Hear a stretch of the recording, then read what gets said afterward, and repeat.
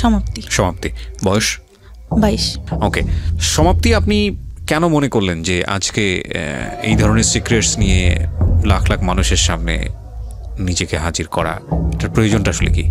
আসলে আমার মতো অনেকেই হয়তো ফ্যামিলিতে এরকম সিচুয়েশনে পড়ে, যাতে সবাই বুঝতে পারে আর মা বাবা যেন বাচ্চাদের প্রতি বেশি খেয়াল করে, এই জিনিসগুলো যাতে বুঝতে পারে, তাদের সঙ্গে ফ্রিলি কথা বলে, এই জন্যই আসা। আচ্ছা, এবং আপনি কি আমাদের অনুষ্ঠানটা শোনেন?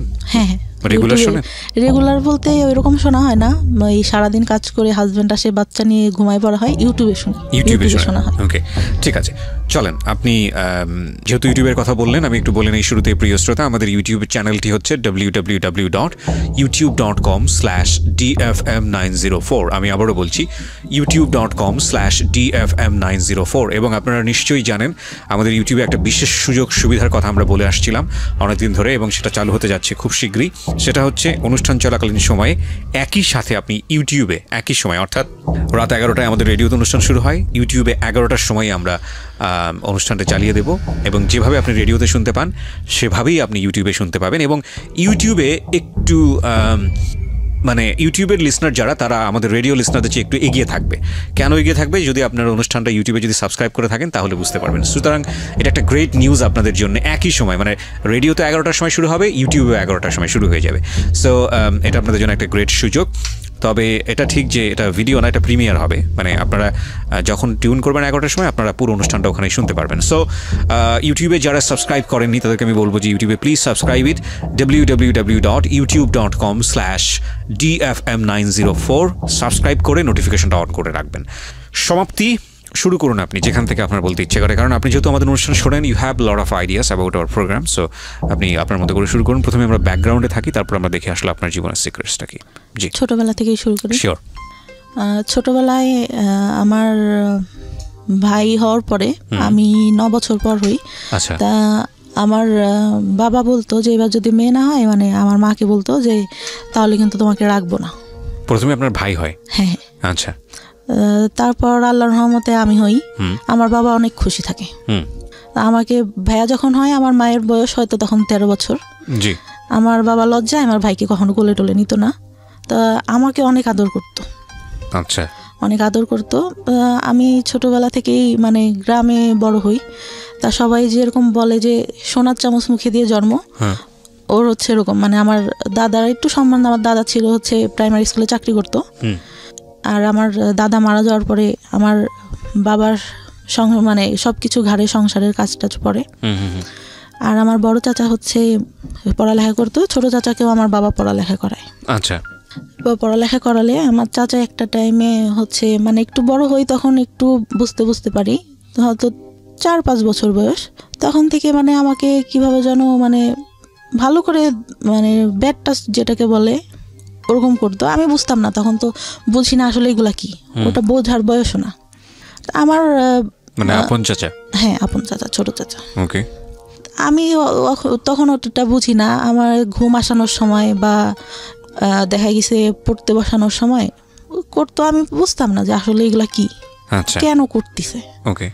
তা আমার বাবা একটা পর্যায়ে বুঝতে পারে, তার অ্যাপেন্ডিসাইডের অপারেশন করে, তার সামনেই মানে ঠোঁটে কিস করা যেটাকে বলে ওটা করে। আমি ভাবি ছোট তো তখন, এটা তো বুঝি না কি।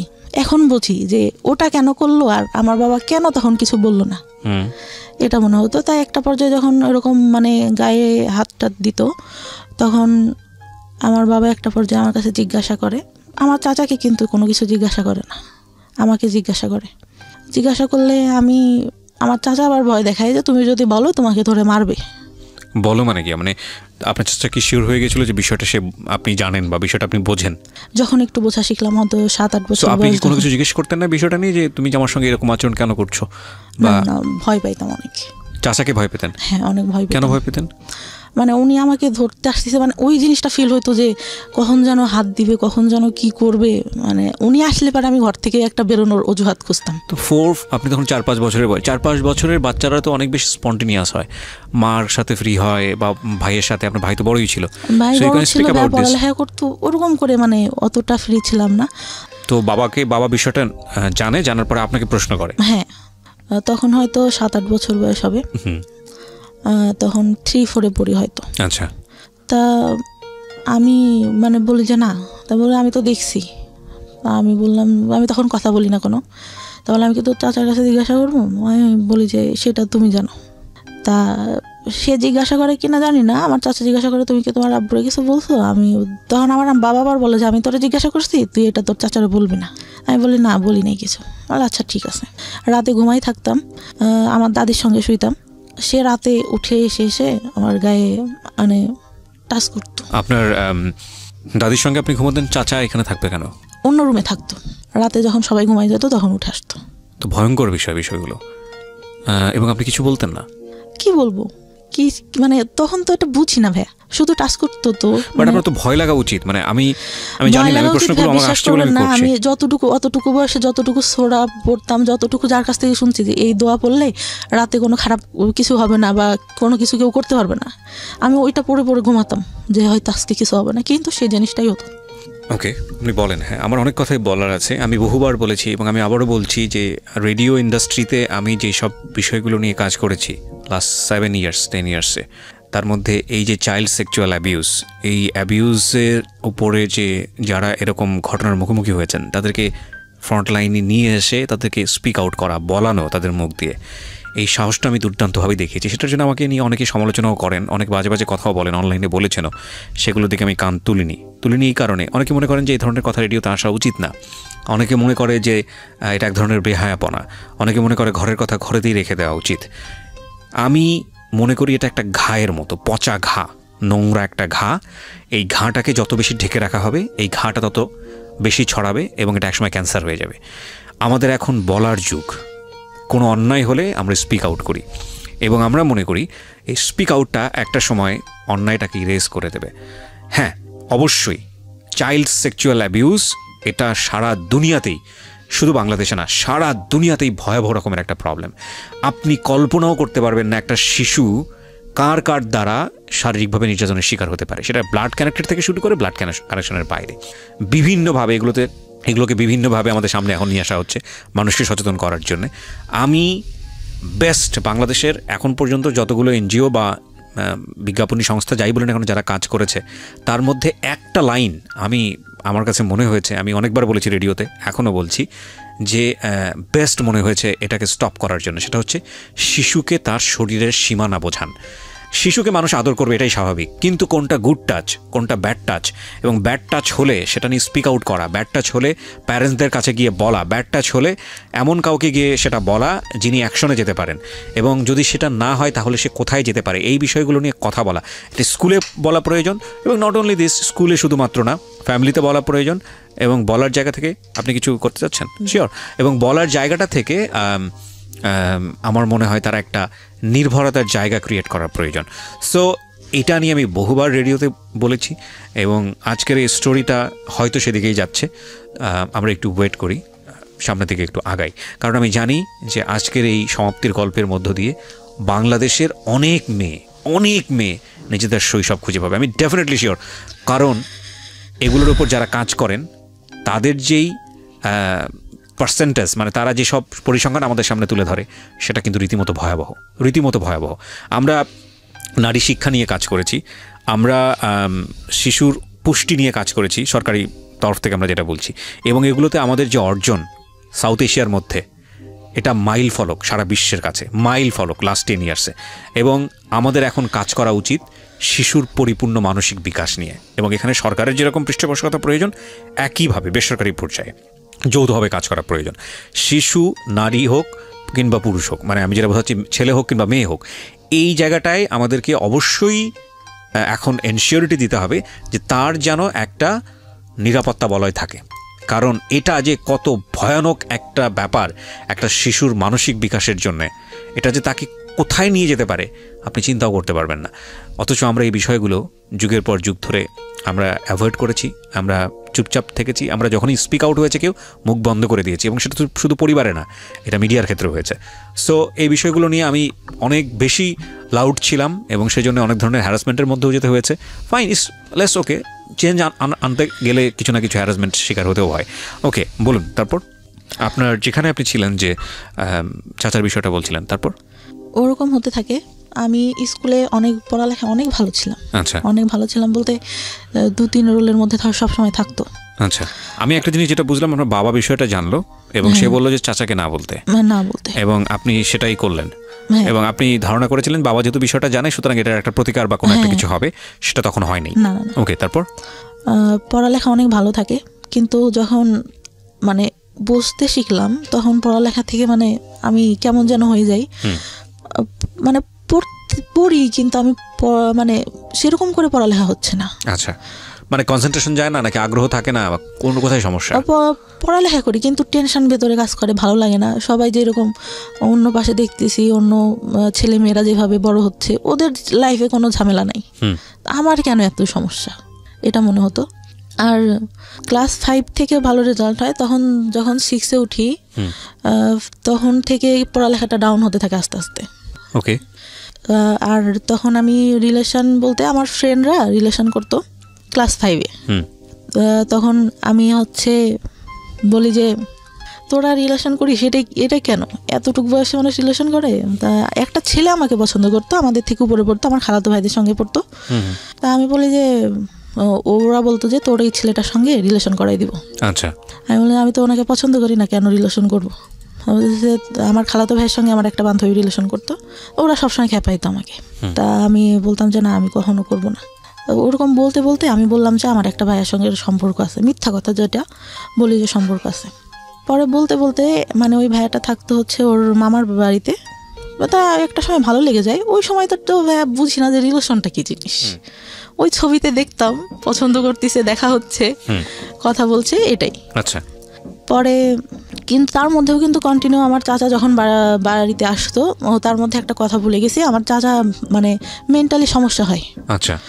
মানে আমার চাচিকে বিয়ে করার জন্য, আমার চাচি যে বিয়ে করবে এটার জন্য। তারপরে ডাক্তারের কাছে নিয়ে যায়, ডাক্তার বলে যে পাগল টাগল কিছুই হয় নাই, বিয়ে দিয়ে দেন, ঠিক হয়ে যাবে, যেটা বলতেছে সেটা করেন, শুধু শুধু কেন টাকা ঢালতেছেন। আচ্ছা। ডাক্তাররা রেগে এক পর্যায়ে বলে। ওকে। পরে নিয়ে এসে আমার বড় চাচা তো বলে দিছে যে ওর পড়ালেখাও করাবো না, কিছুও করাবো না, আমি ওকে দেখতে পারবো না, তুইও বাদ দে, তুই করে কোনো লাভ নাই ওর জন্য কিছু করে। আমার বাবাকে বলে। আমার বাবা তখন কান্না করার বলে যে আমার বাবা বেঁচে নেই, আমার বাবা যদি বেঁচে থাকতো তাহলে তো এরকম হইতো না, আমার যদি রক্ত বিক্রি করেও কিছু করতে হয় আমি আমার ভাইয়ের জন্য করব, এরকম করে বলে। আচ্ছা। তো বিয়ে দিয়ে দেয়, বিয়ে দিলে ভাই সেই রাত থেকেই ঠিক। আচ্ছা। মানে সে একদম পুরা সুস্থ। ওঠার পরে ওরকম রিলেশন হওয়ার পরে মানে একটা পর্যায়ে কি হয়, আমার বাড়ি থেকে জেনে যায়, আমার বাবা আমাকে ধরে অনেক মারে, রাতে মাঠে নিয়ে যেয়ে বাস আছে না, বাস দিয়ে অনেক মারে, আমার গায়ে একদম রক্ত জমে যায়। ওকে। ওই সময়টা যদি বুঝাই বলতে ভাই তাহলে তো বুঝতাম, তখন তো বুঝি না। পরে ভাই তারপরেও 6-এ ভালো একটা রেজাল্ট আসলো, আসার পরে 7 উঠলাম। ওরা পরে মানে অনেক রাগ হইতো আমার, যে কেন এরকম কেন করবে আমার সঙ্গে। ওকে। আর ছোটবেলা থেকে ভাই এমন করে মানুষ করছে আমাকে, আমি কখনো কোনো কিছু না চেয়ে আমার বাবার কাছে পাইনি। আচ্ছা। যখন যেটা চাইছি। পরে কি হয়, যখন একটু মানে 8-এ উঠলাম, জেএসসিতে অনেক খারাপ রেজাল্ট হয়, জেএসসিতে রেজাল্ট খারাপ হলো, তারপর থেকে যে রিলেশন করতাম ওইটা থেকে আমার বাবার একটু রাগ। আর বাবার কথা কি বলবো, মানে বাবা তো বাবাই, জন্ম দিচ্ছে, মা বাবাই হয়। তো তখন থেকে তো আমার একটা ছেলের সাথে সম্পর্ক হয়, আমার মামা থাকে একটা, তিনি ডাক্তার ছিলেন, তার বোন, মানে দূর সম্পর্কে। আমার মা আর বাবার বাসা কাছাকাছি, ওই খালাতো ভাইটার সাথে সম্পর্ক ছিল। আমি ভাই তখন মানে ওইটা বলতে গেলে বলা যায় যে ফার্স্ট লাভ ছিল, ক্লাস 9 থেকে। আচ্ছা।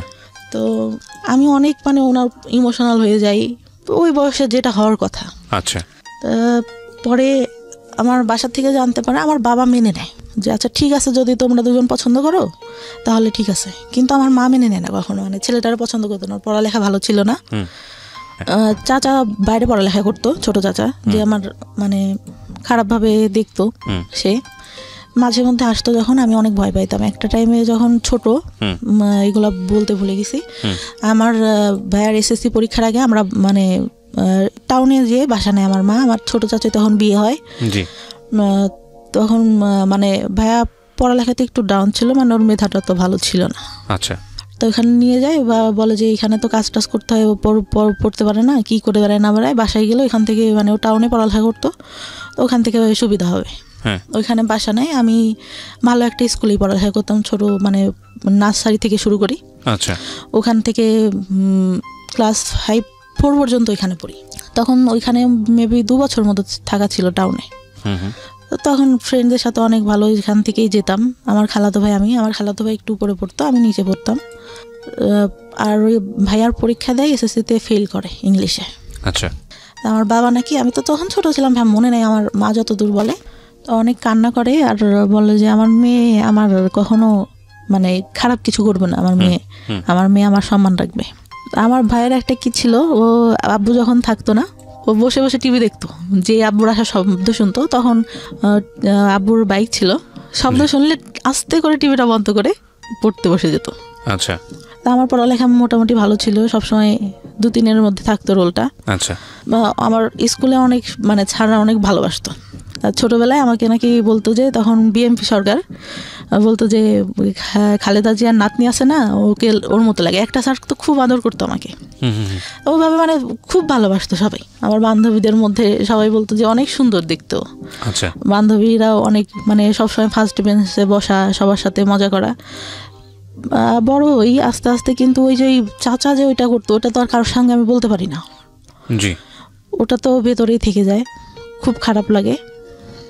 পরে যখন ওই ভাইয়া ফেল করার পরে বাসা ছেড়ে দিয়ে আবার বাড়িতে যখন আসলো, তখন আবার ওইটা বেড়ে গেল। আচ্ছা বেড়ে গেল বলতে পরে যে বাবা একটা টাইমে দেখতে পারে, কিন্তু আমার বাবা কিন্তু একটা বারও আমার চাচার কাছে জিজ্ঞাসা করে নাই যে ও তো তোর মেয়ের মতো, তুই কেন এগুলা করিস। সে তো তাকে বলবে, আমি তো ছোট, আমি তখন ভাই বুঝি না। আমাকে এটা জিজ্ঞাসা করে আর আমাকে নিষেধ করলে বা আমি কি করতাম। আমি যে রুমে থাকতাম, তার পাশের রুমে আমার চাচা থাকতো। আমার চাচি তার কাছে আছে শুয়ে, কিন্তু সে রাতে ঘুমাই গেলে উঠে ঠিক আমার এখানে আসবে।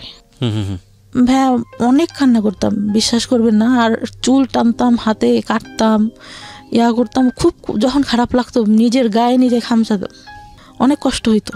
আর তখন পড়ালেখা মানে অঙ্কটা আমি খুব খারাপ পারতাম, অঙ্কটা ভালো হতো না। আমার চাচা পড়াইতে বসানোর মধ্যে আমার মা তো ভাবতেছে তো মনে হয় পড়াচ্ছেই। পড়তে বসায় ভাইয়া মানে সবসময় হাত গায়ে দিতেই থাকতো আপনার চাচা। জি, পড়ার পরে চাচার পড়ালেখা শেষ হয়, তখন আমি ক্লাস 5-এ। আমার চাচার পড়ালেখা শেষ হয়ে উনি একটা জব পাই টাউনে, আমরা যেখানে থাকতাম সেইখানে সরকারি ইয়াতেই। তো দিলে ওটা বেতন বেশি ছিল না। চাচার সঙ্গে আমার আবার গার্লস স্কুলে ভর্তি করে দেয়। ওই সময় যে বললাম না একটা ছেলের সাথে সম্পর্ক, এটা জানার পর আমার গার্লস স্কুলে দিয়ে দেয়। জি, গার্লস স্কুলে দিয়ে দিলে ওই ছেলেটার সঙ্গে আমি আর পরে কথা টথা বলি না, নিজের থেকেই বাদ দিয়ে দিই যে মারতেছে আমাকে ধরে, মার খাবো আর কি পড়ালেখা হচ্ছে না, বাদ দিয়ে দিলাম। পরে 6-এ ওইখানে আমার চাচাই সঙ্গে করে নিয়ে যেত। আচ্ছা, নিয়ে যেত। স্কুল শেষে খালার বাসায় আসতাম, আমার খালার বাসা ওইখানে ছিল। আসলে দেখা যেত আমার চাচার অফিস বিকালে শেষ হইতো, যাইতে দেখা গেছে বাড়ি যাইতে তখন ইটের রাস্তা ছিল, দেখা গেছে যে 20-25 মিনিট লেগে যেত আমার বাড়ি যেতে। অন্ধকার হয়ে গেলে ভাই সে গাড়িতে বসে দেখা যাচ্ছে আমার গায়ে হাত দিচ্ছে। মানে এটা কন্টিনিউ একটা ভয়ঙ্কর রকমের একটা মানুষ আপনাকে, মানে আপনার কাছে তো এরকমই মুহূর্ত হওয়ার কথা, যে মানুষটাকে আমি এত বেশি অপছন্দ করি, সেই মানুষটা আমার পাশে কন্টিনিউয়াসলি এটা করছে, এবং আপনি সেটাকে মুখ বন্ধ করে মানে একজনের শাই ফিল হোক বা যেটার কারণেই হোক, আপনি কাউকে স্পিক আউট করছেন না, কাউকে বলছেন না? কাউকে না। আচ্ছা, কাউকে না। ক্লাস 9 থেকে এটা অনেকের মানে কিছু কেউ জানে, তার আগ পর্যন্ত আমি কাউকে কিছু বলিনি, কাউকে না। পরে ওইভাবে যেতে থাকলাম। 1 বছর গার্লস স্কুলে পড়া হয় আমার চাচা, তারপর ওইখান থেকে চাকরিটা ছেড়ে দিয়ে মানে বেতন কম ছিল দেখে সুগার মিলে চাকরি নেয়, তখন সে ওইখানে চলে যায়। আচ্ছা, পরে ওইখানে গিয়ে আমার চাচিকেও নিয়ে যায়। পরে তো ওইখান থেকে ভাইয়া বাঁচলাম। আচ্ছা, মনে হলো যে না, কিন্তু আমি যে রিলেশন করতাম আমার মনে হইতো যে ভাইয়া আমি এখান থেকে বেরোতে পারলে বাঁচি। এই ছেলেটার সঙ্গে রিলেশন করতেছি, ও যদি আমাকে নিয়ে যায় আমার তো এখানে থাকতে হবে না। সবসময় এটা মনে হতো যে আমি এই ফ্যামিলিতে কেন থাকবো। আচ্ছা, আর আমি ভাবতাম যে এরকম ফ্যামিলি মানুষের হয়। আরও তো আশেপাশে আমার বান্ধবীরা আছে, ওরাও তো কত ভালো, কতই, খুব খারাপ লাগতো। আর একটা আমার বাবা ছোটোবেলায় স্কুলে যাইতাম, ফার্স্টে হয়তো দিত, তখন 2 টাকা 5 টাকা অনেক কিছু পাওয়া যাইতো ভাইয়া। তাই কি হয়, আমার বান্ধবীরা একটু ভালো ফ্যামিলি ছিল, আমার বাবা মানে আমাদেরও ভালো ফ্যামিলি, কিন্তু আব্বু ওইভাবে টাকা দিতে চাইতো না। আমি কি করি, আব্বুর পকেট থেকে টাকা নিই, মনে হয় 6 টাকা না কয় টাকা, সেটা নিয়ে আমার আব্বু মানে দেখে ঘুমের ঘরে, আমার ছোট খালাকে বলে। তা আমি সেদিন অনেক কান্না করি, স্কুলে যাই না। যে আমি তো বেশি টাকা নিই না, আর আমার হয়তো এটা ভুল ছিল ভাইয়া। আর ওরা যখন করতো না, মানে সবাই খাচ্ছে এটা ওইটা, আমি তো নিতে পারতেছি না, ওইটা অনেক খারাপ লাগতো। কিন্তু টিফিন দিয়ে দিত, টিফিনের পরেও যে দোকান টোকান আসতো সবাই নিত, খারাপ লাগতো অনেক। আচ্ছা, আমার চাচা কি করতো, গায়ে হাত দিত, এটা করতো এটা করতো, টাকা দিত হাতে, ধরো বাসা স্কুলে যে এটা খেও এটা খেও। তা আমার মনে হতো যে কী রে, উনি এরকম করেন, আমার হাতে টাকা দেয় কেন, আমি কোনোর কাছে টাকা চাই নাকি, এরকম মনে হইতো। আর আব্বুর উপর অনেক রাগ হইতো যে কি ব্যাপার, উনি কিছু কেন বলে না, উনি তো জানে। পরে 5-এ ভালো রেজাল্ট করলাম, একটা ভালো রেজাল্ট আসলো, বৃত্তি দিছিলাম, বৃত্তি পাইনি কিছু নাম্বারের জন্য। অনেক আশা নিয়ে গার্লস স্কুলে ভর্তি করলো, গার্লস স্কুলে পড়তে পারলাম না। চাচার ওই যে গেল, কে নিয়ে যাবে, আমার বাবার ভাই কে নিয়ে যাবে, অন্য মানুষের সাথে রিলেশন করে, তখন যদি কিছু করে ফেলায়, এই চিন্তাটা। কিন্তু ভাই ওই সময় রিলেশন আমি কিছুই বুঝি না, ওই সিনেমা দেখতাম, শুক্রবারে সিনেমা হবে, সবাই আসতো আমাদের ওইখানে, আমাদের বাড়িতে একটা টিভি ছিল।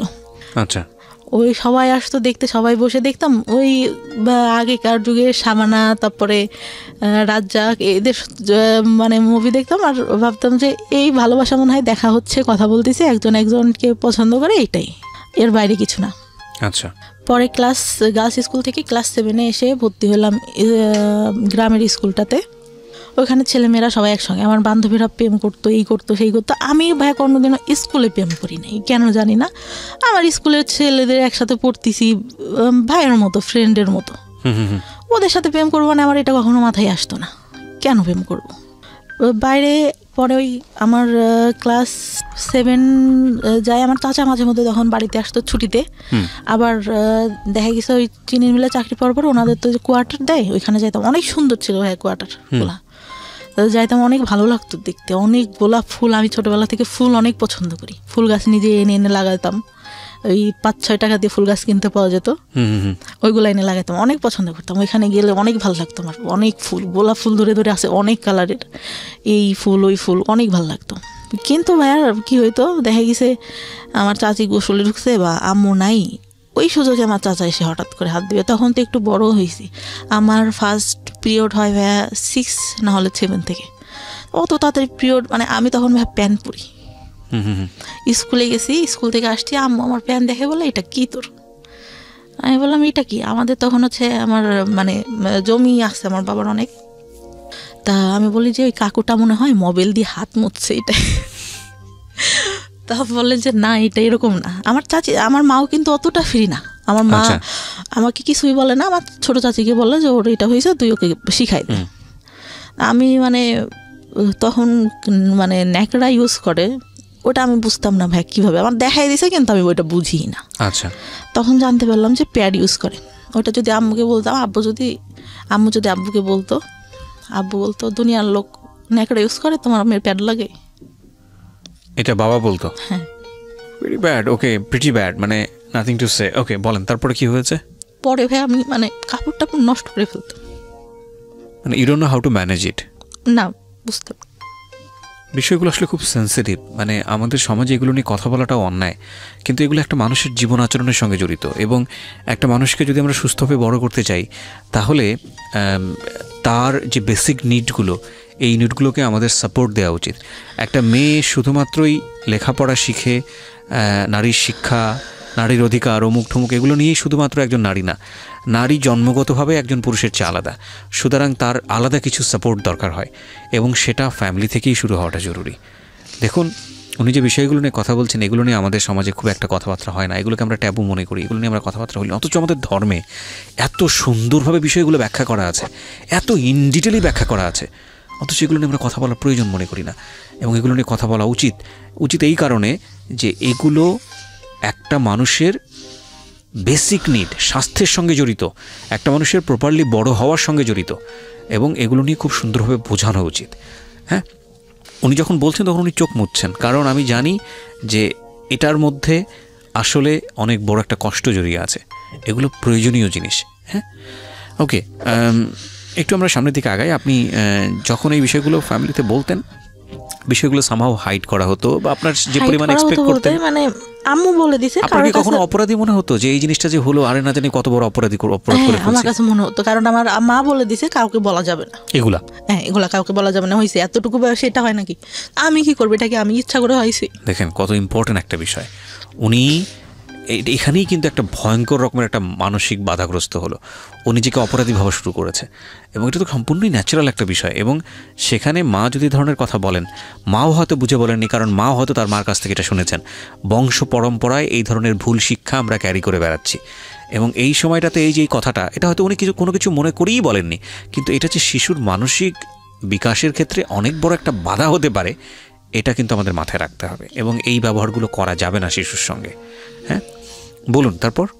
তারপর আমার চাচিকে বলে, আমার চাচি কি করে, সারা এলাকা ধরে এর কাছে যে গল্প করে, ওর কাছে যে গল্প করে, সবার কাছে ছাড়াই এই বিষয়গুলো নিয়ে। আচ্ছা, পরে কি হয়, মানে কেউ দেখলে হাসে, আমার তো ওইটা অনেক খারাপ লাগে যে কেন হাসতেছে বা এটা কেন। পরে আমরা 3টা বান্ধবী ছিলাম, বান্ধবী বলতে একটা ছিল আমার থেকে বয়সে 2 বছরের বড় হবে, কিন্তু একসঙ্গে পড়তো, পড়ালেখাটা তো ভালো ছিল না। 3জনে একসাথে বেড়াতাম। আমার পাশে আর একটা চাচা ছিল, সে আবার কি করতো, আমাদের 3জনকে দেখি ওরকম 3জনের সঙ্গেই। আমার খারাপ লাগতো, কি ব্যাপার, আমার সঙ্গেই কেন এরকম হচ্ছে, আমি কেন। আর আমি ছোটবেলা থেকে যেরকম দেখতেছেন অতটাই ছিলাম না, কিন্তু লম্বা হাইটে যারা 2-3 বছরের বড় তাদের থেকে লম্বা ছিলাম। তো ওরা মানে আমার দিকে সবার নজর, কেন জানি না। আর মানে সবাই বলে যে বড় হওয়ার পরে যতটুকু জানছি, আমার যে বললাম শেষে লাস্ট যে বয়ফ্রেন্ডের সাথে সম্পর্ক ছিল, আমাদের গোষ্ঠী আর ওদের গোষ্ঠী আলাদা, একই এলাকাতে। ও বলা বলি করতো যে তোমাদের গোষ্ঠীর মানে লোকদের ইয়াটাই খারাপ, সবাই একই রকম। মানে এটা সত্যি কথা ভাই, প্রত্যেকটা লোক, মানে যতদূর জানি, এখন যতদূর জানছি, পাশের একটা চাচা, আমার দাদারা ছিল 3 ভাই, তার ছেলে, বড় দাদার যে ছেলেগুলা, ঠিক আছে, এগুলো বলা বলি করতে হবে, আপনি এত ইনডিটেইলি জানেন না, হয়তো বিষয়গুলো নিয়ে আমরা খুবই আসলে বলতে পারবো না। হ্যাঁ, খারাপ ছিল, যাই হোক এই সম্পর্কে লোকজন আজে বাজে কথা বলতো, এটুকুই এনাফ। ওকে, তারপর মানে বলতো গোষ্ঠীটাই ভালো না, গোষ্ঠীর লোকজনই ভালো না, এরকম বলতো। তারপর ওরকম হওয়ার পরে আমার যখন ওইরকম হলো, পরে আমি তো খেললে ওই যদি চাচাকে দেখতাম, ভয় দিতে ওইখান থেকে সরে যেতাম। আচ্ছা, যে কি করবে, আবার ডাকবে কিনা। আচ্ছা, সবাই গাছ উঠতে পারতো, আমি গাছ উঠতে পারতাম না, আমার খুব আফসোস লাগতো। ছোট একটা গাছ ছিল, এটা উঠতে পারতাম, তাছাড়া উঠতে পারতাম না। আর সবাই মানে আমাদের ফ্যামিলিটা যেহেতু সব ইয়ার থেকে একটু ভালো ছিল, সবাই আমাদের ওইখানে আসতো, আর আমার বাবা এইটা ওইটা কিনে দিত, খাইতাম। তা সবাই ওইটার জন্য আসতো, মানে আমাকে সবাই খেলবে। আর এত বোকা ছিলাম, হ্যাঁ বিশ্বাস করবেন না, ভালোটা সবাইকে দিয়ে দিতাম, নিজে না খেয়ে। এখন পর্যন্ত এই অভ্যাসটা আছে। তা যখন 6 থেকে গার্লস স্কুল থেকে 7 আবার এখানে এসে ভর্তি হলাম, বান্ধবীরা প্রেম করে, এই করে সেই করে, আমার খুব খারাপ লাগে, স্কুলে কেন এটা করবো। আবার স্যাররা দেখা যাচ্ছে ওইটা নিয়ে খারাপ কথা বলতেছে, খারাপ লাগে। তারপরে আমি স্কুলে যাই, যখন পিরিয়ড হইতো তখন স্কুলে যাইতাম না ভাইয়া, কারণ আমি ক্যারি করতে পারি না, ওইটা আমি কাপড় নোংরা করে ফেলতেছি। আচ্ছা, এই সময় আপনার মা আপনাকে কোনো সাপোর্ট দিত না? না, মা টাকা পাবে কোত্থেকে, মা ওই যে হাঁস মুরগি একটু পালতো, ওইটা দিয়ে দেখা গেছে এইটা ওইটা করতেছে সংসারে। আমার বাবা কেমন ছিল, এই বাজার করতেছে, এই করতেছে, লোকজন আসতেছে, আহামরি কেনা কিনতেছে, কিন্তু সংসারে কি দরকার হইলো, ওটা নিয়ে তোর কোনো মাথা। তখন বুঝি, তখন আসলে ওইটা মাথার মধ্যে কাজ করে যে এইটা কি করতেছে আমার সঙ্গে, কেন। তখনও কিছু বলতে পারি না। 8 থেকে রেজাল্ট খারাপ হলো, চাচারা তো ওই যে মাঝে মধ্যে আসতো। 9-এ যখন উঠি, তখন আমার ওই যে খালাতো ভাই আছে একটা, মানে চাচতো মামার বোনের ছেলে, ওর সঙ্গে আমার রিলেশন হয়। তো রিলেশন হলে একটা পর্যায়ে মানে চলতে থাকে, আমি অনেক সিরিয়াস হয়ে যাই। তা আমি বলতাম, ভাই আপনি কি সিরিয়াস, আপনি করে বলতাম তখনও। তা বলতো সিরিয়াস ছিলাম না, এখন হই। তা আমার মানে অনেকের কাছে আমি নাম্বার দিই, আমার বড় আপুরা যারা ছিল, বলতাম যে পরিচয় না দিয়ে কথা বলবা, দেখবা যে আসলে আমাকে ভালোবাসে না, তোমাদের সাথে কথা বলতে চাই। ভাই কী করতো, ওরা যেই ফোন দিত, ও কথা বলে দেখা করার জন্য পাগল হয়ে যেত। আচ্ছা, যে আমি তোমার একবার দেখবো, তুমি এখানে দেখা করো। পরে বয়ফ্রেন্ডের যখন দেখলাম যে উনি আমার প্রতি সিরিয়াস না, অনেক মেয়ের সঙ্গেই কথা বলে, এর সাথে সম্পর্ক করতেছে, ওর সাথে যে ফোন দেয় তার সঙ্গেই, একটা পর্যায়ে আমি কি করলাম, নিজের থেকে বাদ দিয়ে দিলাম। বাদ দেওয়ার পরে কিন্তু এতটা মানে করি, আমি ঘুমের ওষুধ খাইতাম, আমার ঘুম আসতো না, ঘুমের ওষুধ খাইতাম, আর খুব খারাপ লাগতো। তার মধ্যে আবার যে মাঝে মাঝে চাচা আসতো, তা কী হয়, একটা বার আমার মা বলে যে তুই ওর সাথে সম্পর্ক করিস, আমি তো বলছি যে তুই ওর সাথে কথা বলার দরকার নেই। আমার দাদির ফোন ছিল, দাদির ফোন দিয়ে কথা বলতাম। পরে আমি কি করি বলো যে তোর বাবার কাছে বলবো। বাবা তো জানতো, কিন্তু মানে কি বলবে আমি অনেক ভয় পেয়ে যাই। আচ্ছা, ভয় পেয়ে যায় যে আমার চাচা এরকম এরকম, এইটাই তো কিছু বলে না, আবার এইটা নিয়ে দেখা গেলো কি বলবে। আমার মায়ের আবার একটা সমস্যা ছিল, কিছু হইলে আমার বাবাকে বলতো। আচ্ছা, আমি একবারে ভাইয়া 40টা ঘুমের ওষুধ খাই ওই ক্লাস 9-এ থাকা অবস্থায়? ক্লাস 9-এ থাকা অবস্থায়। মানে কি আপনার প্ল্যান ছিল যে আপনি সুইসাইড করবেন? সুইসাইড করবো। ওকে। খেলে ভাইয়া তখন মানে আমার পরীক্ষা তার 3 দিন পর, 2 দিন পর। আচ্ছা, ক্লাস 9-এর পরে আমি মানে দরজাটা যে লাগাবো আমার এটা মনে নেই, আমি বিছানার উপর দিয়ে শুয়েছি ভাই, আমি মানে ঘুমাই গেছি নাকি আমি জানি না, কিছু বলতে পারি না। পরে নাকি যতদূর শুনছি, আমার যতদূর আমাদের এই কাজের ছেলেটা আম্মু যতদূর বলছে, আমার বাবা উঠাই নিয়ে আসে। শুধু আমার মনে আছে আমার বাবা আমাকে মারছে, এতটুকু মনে আছে, যে অনেকগুলা থাপ্পড় মারে আমার মুখে। ওকে। মানে ঘুমের মধ্যে আমার শুধু অতটুকুই স্মরণ আছে। আমি নাকি অনেক বমি করি ভাইয়া। আচ্ছা, বমি করি, আমার 4-5 দিন পর্যন্ত কোনো ইয়া ছিল না। আমি জামাটা চেঞ্জ করবো এটাও করতে পারতাম না। গোসল খাওয়া সব আম্মার দাদি ধরে করাইতো। ওকে।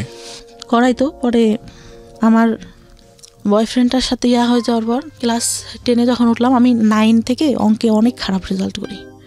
অঙ্কে মানে 10-এ টুনে মনে হয় 34 না কত পেয়ে পাশ করি।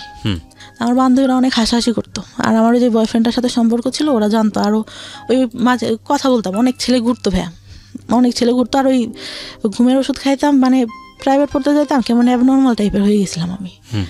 পড়াচ্ছি মানে আমার কোনো খেয়াল নেই। স্যার বলতে যে কী ব্যাপার, তুমি খেয়াল করো না কেন, দেখলে তো পারো, অনেক ভালো পারো, দেখো না কেন। স্যার বলেন আমি বাসায় যেয়ে দেখবো।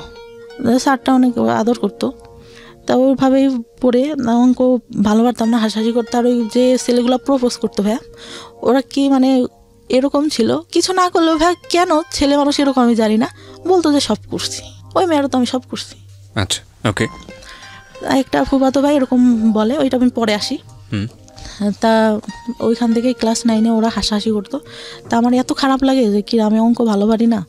আমি স্যার, আমি হিন্দু ছিল স্যারটা, আমি আমার জীবনে আমি এত ভালো মানুষ দেখিনি।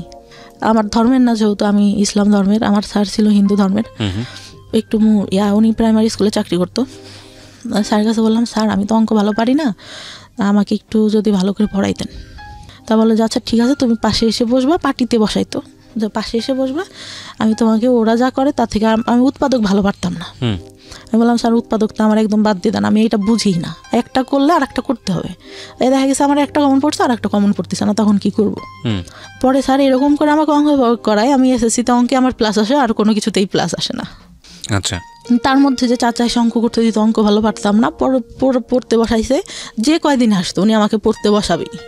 আর ওই যে ইন্টেনশনালি গায়ে হাত দিয়ে যাচ্ছি। এই অঙ্কের টিচার? না, আমার চাচা। ওকে। ওই যে আসতো মাঝে মধ্যে বাড়িতে, অঙ্ক না পারলেই দেখা গেছে রাগারাগি করতেছে। আমি অনেক কাঁদতাম, আমি কিছু বলতাম না, অনেক কাঁদতাম। না আম্মু বলতো তুই পড়িস না কেন, এই জন্য তো তোকে রাগ করে। আম্মু তো তখন কিছু জানে না। আমার তার মধ্যে আমার ছোট চাচার একটা বাচ্চা হয়, আমার ভাইটাকে আমি অনেক আদর করতাম, অনেক ভালো লাগতো। ভাই কী হয়তো আমার ভাইটাকে করলে দিতে যে উনি আমার গায়ে হাত দিত। Very bad. আমার মনে হতো আমি মারা যাবো, আমি এই সংসারে কেন, এর থেকে যদি একটা গরিব ঘরেও জন্ম হইতো তাহলেও মনে হয় এর থেকে মানুষ ভালো থাকে। কোন ক্লাসের ঘটনা এটা? আপনি যে ক্লাসের কথা বলছেন, যে ক্লাসে আপনার অঙ্ক করাচ্ছে? 9-এ। তখন পর্যন্ত আপনি মার সঙ্গে কেন বলছেন না এগুলো? আমি তখনও ভাইয়া যে মাকে বলতে হবে এটা কিভাবে নিবে, সে আমাকে বলে দিছে যে এইগুলা কাউকে, পিরিয়ডের কথাই বলে দিছে, কাউকে বলতে হয় না। এইটা বললে কি বলবে? ওকে। এটা বললে কি বলবে? তার মধ্যে কি আমার চাচাদের জমি জাতিটা অনেক মানে একটু ঝামেলা হয়। আমার ছোটো চাচাটাই সবসময় বেশিরভাগ ঝামেলা করে।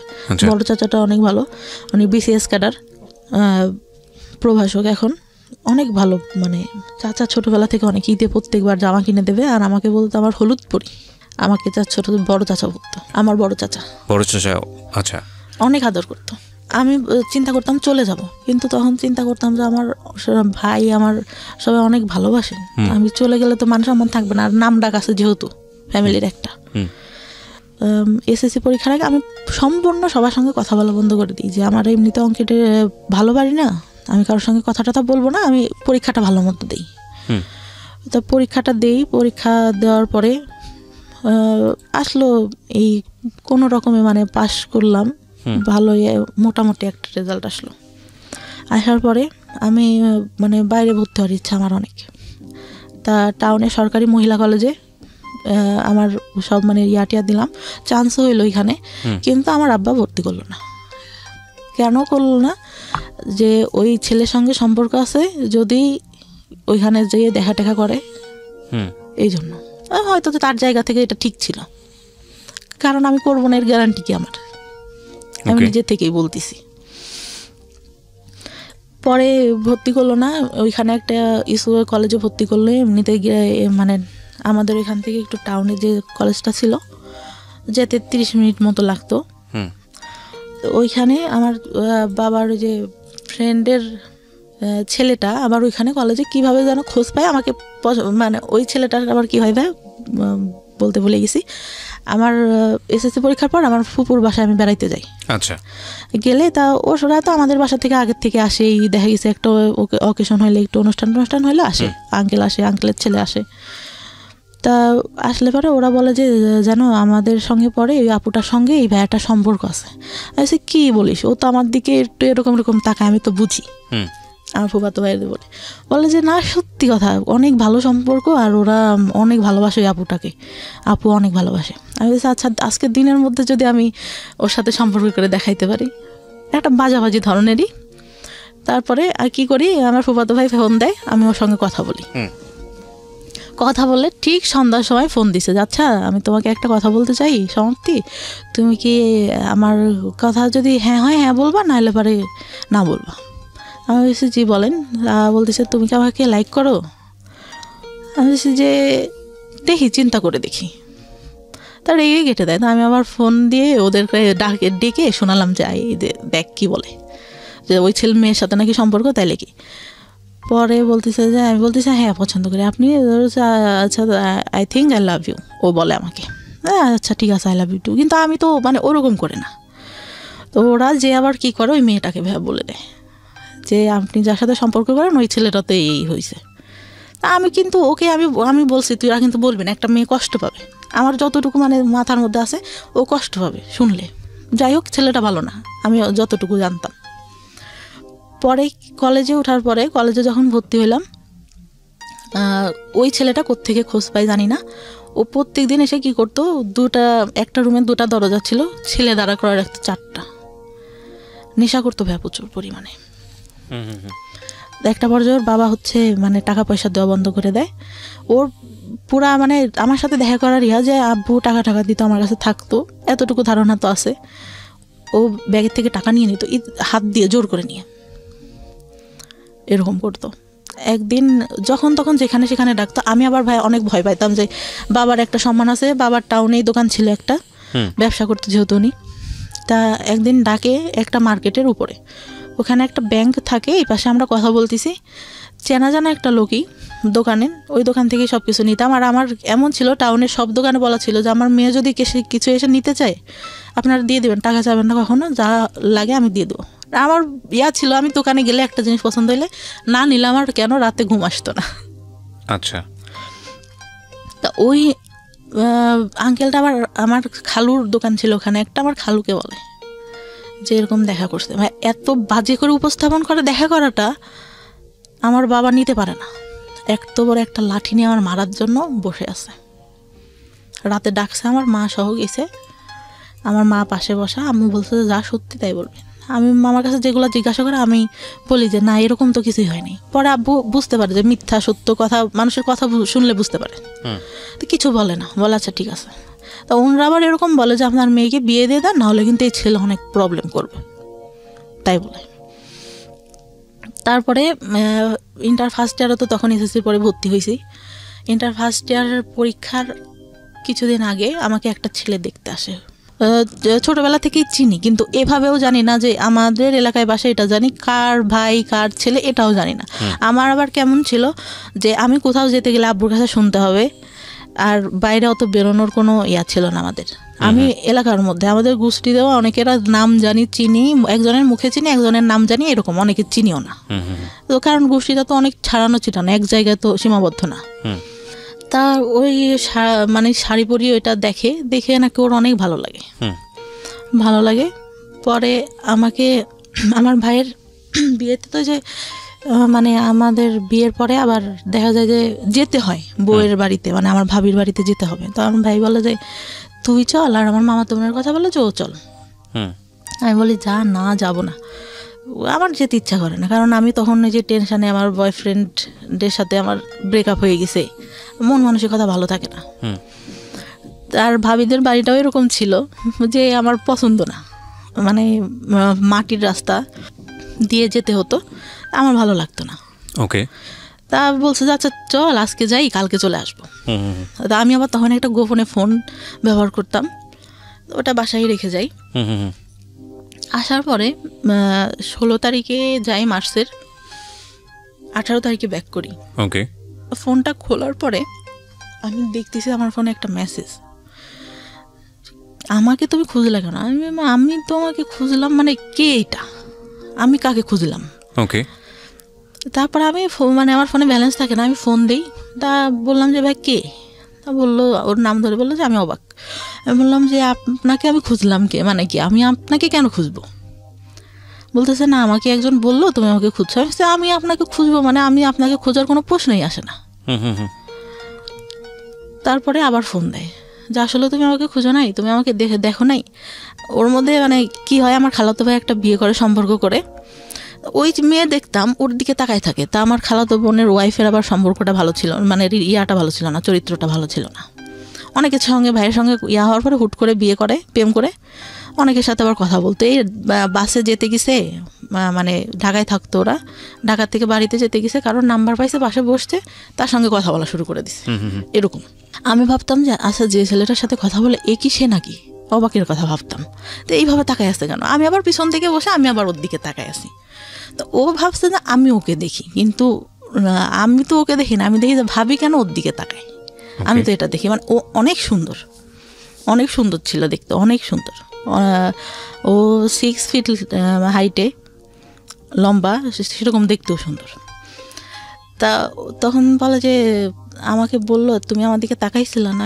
আমি তো তাকাইছিলাম না। তখন আমি এটা খুলেই বলি যে এরকম এরকম, আমি ভাবছি যে ভাবি আপনাকে দেখে কেন তাকায়, আপনার সঙ্গে কি কথা বলে কিনা।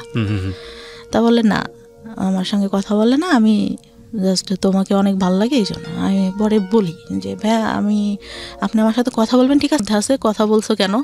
ও বলছে যে তোমার সাথে থাকছে, এগুলো বলছে, এই করছে, ওই করছে, আমার তো এগুলো নিতে কষ্ট হবে।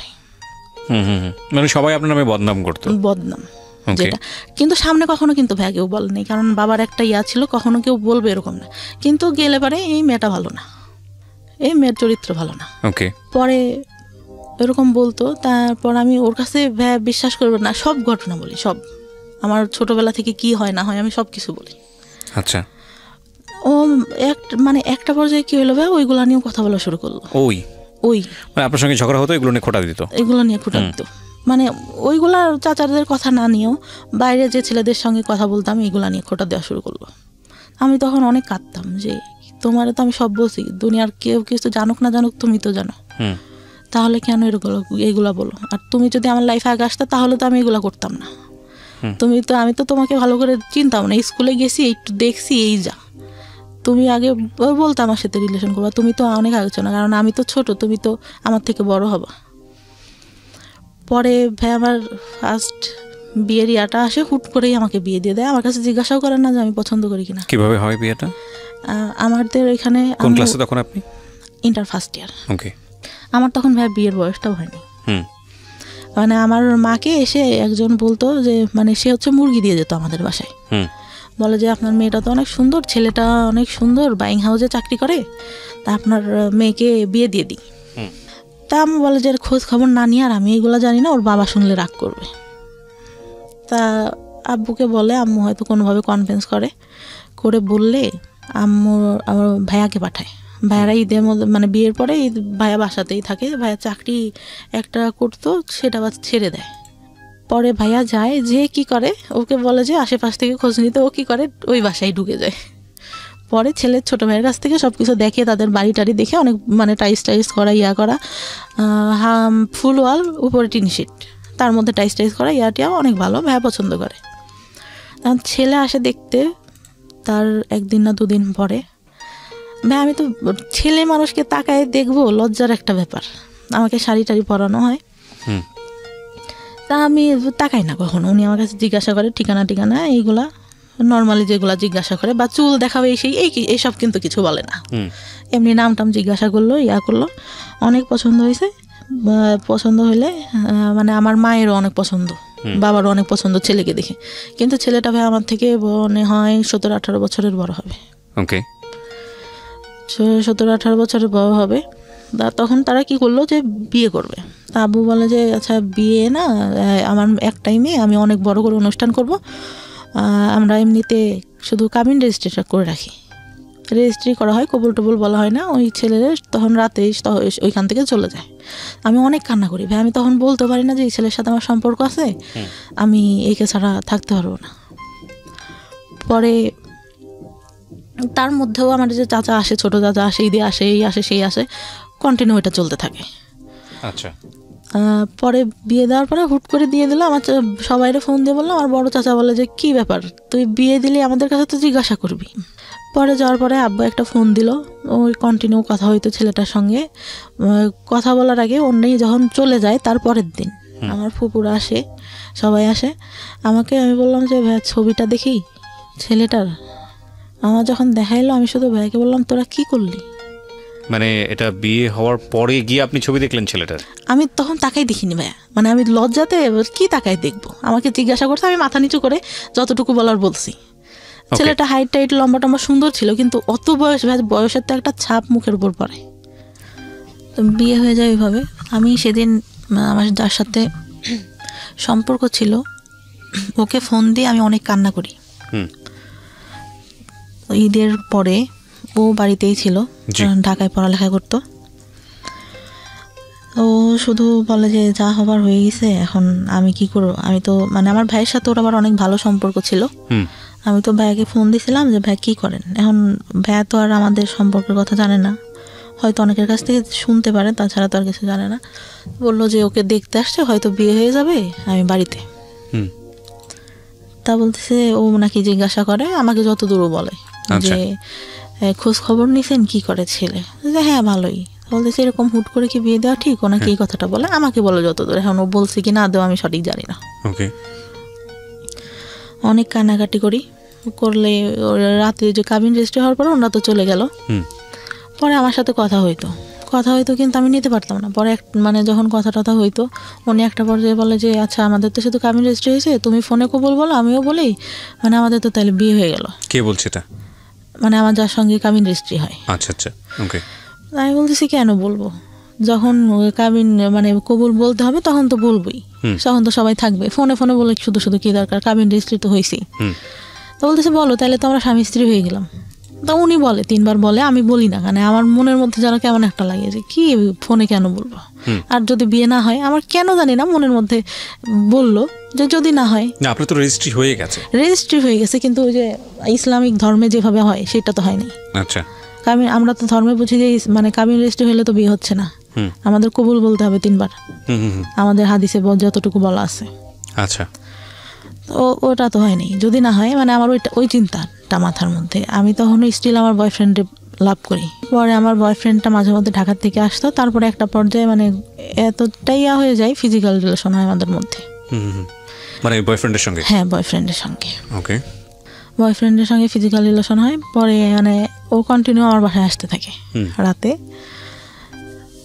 আসতে থাকে, এরকম হয়। পরে মানে ফিজিক্যাল রিলেশন হলে আমি মানে ফার্স্ট, তার আগে তো বলছি যে একটা বয়ফ্রেন্ডের সঙ্গে হয়।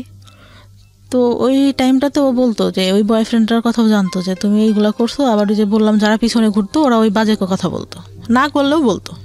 তো ওইখান থেকে মানে আমার খুব খারাপ লাগতো যে কী রে, ওর সাথে আমার সব হয়ে গেল, ওরা আমি সব বলছি, তারপরে ও কেন আমাকে এগুলো বলে।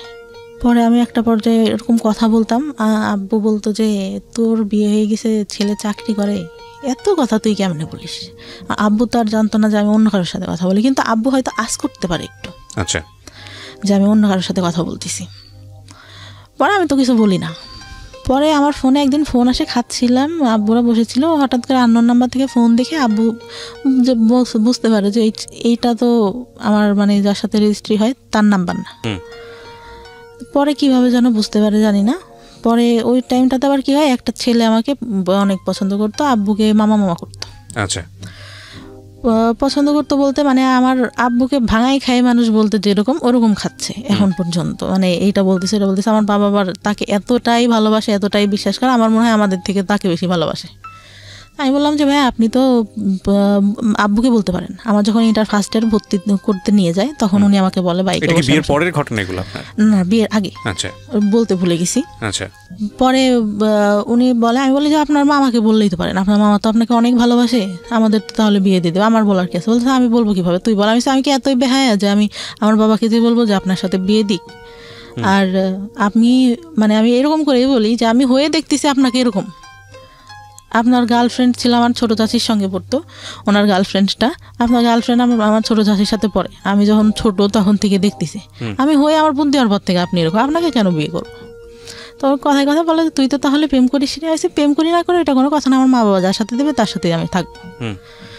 পরে ভাইয়া কী করে, বিয়েটা হওয়ার পরে উনি কি করলো, ওই ভাইয়াটাই মানে কার কাছ থেকে খোঁজ খবর নিতে জানি না, তাদের জমি জায়গা নাই, হ্যান নাই, তেন নেই, এসব বলে বিয়েটা 5 মাসের মাথায় ভেঙে দেয়। মানে আপনার যে রেজিস্ট্রি হয়েছিল সেই বিয়েটা ভেঙে দেয়। আচ্ছা। তা আব্বু ওই বয়ফ্রেন্ডটার কথা জানতে পারে এক পর্যায়ে। আমি বলি আব্বুর কাছে বিয়েটা ভাঙার আগে, তা বলে যে তাহলে বিয়েটা ভেঙে দিয়ে ওর সাথেই তোর বিয়ে দেবো, এরকম করে বলে। কিন্তু ভাইয়া কী করলো, বিয়ে ভাঙার পরে ওই ছেলের সঙ্গে আমাকে বিয়ে দেবে না, অন্য জায়গায় বিয়ে দেবে, এই ছেলের সাথেও দেবে। আচ্ছা। আমি আমার বয়ফ্রেন্ডের কাছে বললাম। বয়ফ্রেন্ড তখন কি করতো, পেশায় কি ছিল? কিছুই করে, পড়ালেখা করতো। আচ্ছা, ইঞ্জিনিয়ারিং পড়তেছিল। তা ও বলে যে আমি তো চাকরি বাকরি করি না, আর আমার মা মেনে নিবে না, তোমার বিয়ে ভেঙে দিছে, এটা জানলে তো আমার মা নিবেই না। আসলে ভাই কথাটা ছিল হচ্ছে আমার যতটুকু দরকার ছিল ও তো আমার কাছ থেকে পাইছে, আমাকে কেন বিয়ে করবে, আমার যতটুকু ধারণা এখন বুঝি। পরে আমি অনেক কান্না করতাম যে আমি আব্বুকে বললাম তোমার কথা, তুমি এখন এইগুলো কেন বলো? বলছে আমার পক্ষে সম্ভব না তোমাকে বিয়ে করা, আর তুমি আমার ফ্রেন্ডদের সাথেও কথা বলতা, এইগুলো তোমাকে নিয়ে যখন সংসার করবো তখন মনে পড়লে আমি এটা মেনে নিতে পারবো না। আচ্ছা, তাই বলে। পরে একটা পর্যায়ে কী হলো, আমি মানে কথা বলাটা আস্তে আস্তে বাদ দিয়ে দিলাম, আর খুব মনে পড়তো, মাঝে মধ্যে কান্নাকাটি করতাম। ও মানে ভাইয়া অকথ্য ভাষায় আমাকে গালাগালি করতো। আপনার বয়ফ্রেন্ড? হ্যাঁ, এত বাজে বাজে বকাবকি করতো ভাইয়া, আমি নিতে পারতাম না। অনেক কান্নাকাটি করতাম যে আমি তো আমার জীবনের এমন কোনো ঘটনা নাই যে বলি নাই, তুমি এগুলো কেন করতেছো? এগুলোর জন্য আসলে একটা ফ্যামিলি এডুকেশন প্রয়োজন হয়। মানে বিয়ের আগে ধরনের অনৈতিক সম্পর্কে না জড়ানো, বা শেয়ারিংয়ের জায়গা থেকে আসলে কতটুকু শেয়ার করব, যাকে শেয়ার করছি সে আসলে এতটুকু আস্থার জায়গা আছে কিনা। সো এগুলোর জন্য আসলে একটা ফ্যামিলি আন্ডারস্ট্যান্ডিংয়ের প্রয়োজন হয়, ফ্রেন্ডশিপের প্রয়োজন হয়, এবং একটা ফ্যামিলি এডুকেশনের প্রয়োজন হয়। আমার স্কুল জীবনে ভাই একটা বান্ধবী ছিল অনেক ভালো, ও ক্লাস 4 থেকে চলে যায়, তারপর থেকে আমার কোনো ভালো বান্ধবী জীবনে আসেনি। রাইট, আপনি যে ভুলগুলো করেছেন আসলে ভুল করতে করতে শিখেছেন, তার আগে আপনি যে কেউ বলবে বুঝাবে এরকম কেউ ছিল না। রাইট। তো তারপরে কি হলো?